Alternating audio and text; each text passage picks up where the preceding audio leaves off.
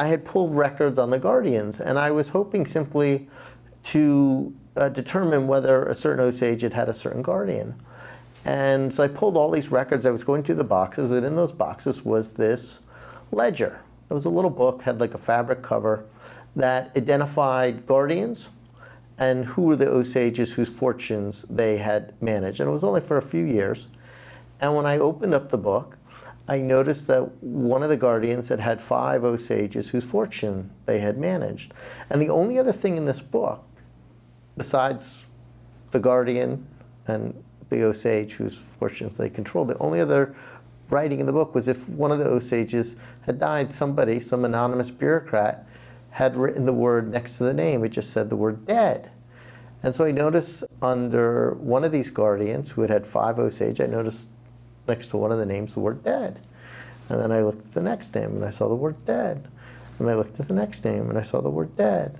And then I looked at the 4th name and it said dead. And I looked at the 5th name, all 5 dead.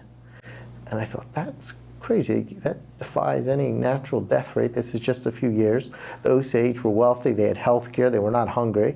And so I began to look at other names. And I noticed under one name there was about, there was one guardian who had about a dozen Osages whose fortune they had managed. And about 50% were listed as dead. Now again, some of these may have been from natural causes, but it defied any natural death rate. And so then I began to try to investigate and look into some of those names that were listed.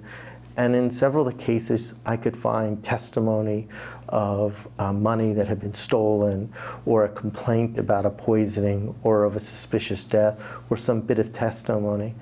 And by the end, I came to realize that this little seemingly antiseptic ledger really contained the hints of a systematic murder campaign.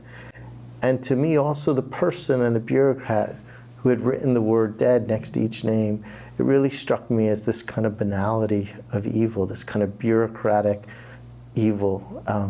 And it got to also the breadth of complicity, because that person had to have known as well. I mean, why are all these people having their names listed as dead?